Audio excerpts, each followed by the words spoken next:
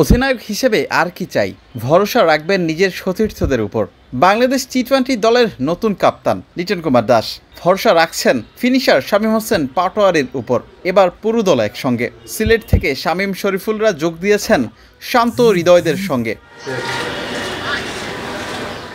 কখনো সৌম্য সরকার, আবার কখনো স্ট্রেংথ ও কন্ডিশনিং কোচ নাথান ক্যালির সঙ্গে লিটন যেন সবখানেই আছেন।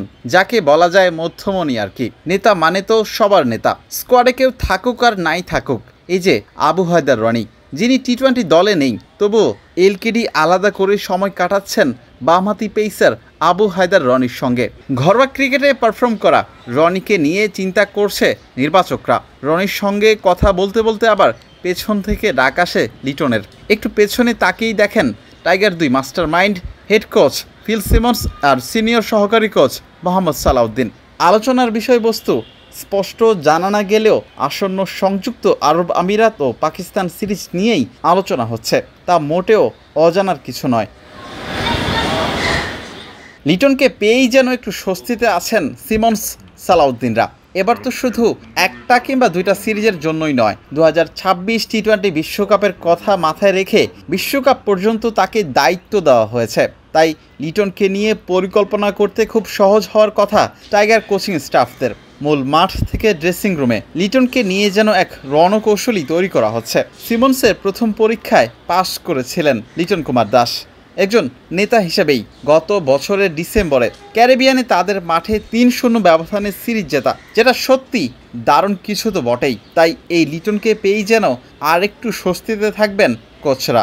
ঘরোয়া ক্রিকেটে লিটনের ক্যাপ্টেন্সি নিয়ে তো নতুন করে জানার কিছুই নেই সালাউদ্দিনের। বাংলাদেশ প্রিমিয়ার লিগ বিপিএলে তো কুমিল্লা ভিক্টোরিয়ান্সকে অনেকবারই সামলিয়েছেন। লিটনকে ভালো করেই চেনা আছে গুরু সালাউদ্দিনের। লিটন, সিমন্স, সালাউদ্দিন এই 3 মাস্টার মাইন্ডের রসায়নে বাংলাদেশের টি-20 ক্রিকেট আরও এগিয়ে যাবে। সঙ্গে বাকি টাইগার ক্রিকেটার এবং কোচিং স্টাফরা আছেনই। দেশ জুড়ে তোলপাড় ওয়ালটন ফ্রিজ কিনে আপনিও হয়ে যেতে পারেন মিলেনিয়ার। তবে একটা শঙ্কার জায়গা তো অবশ্যই আছে। সম্প্রতি ভারত পাকিস্তানের সমস্যার কথা তো সবারই জানা। পাকিস্তান থেকে সরে গেছে পাকিস্তান সুপার লিগ পিএসএল, আর ইন্ডিয়ান প্রিমিয়ার লিগ আইপিএল তো স্থগিত আছে।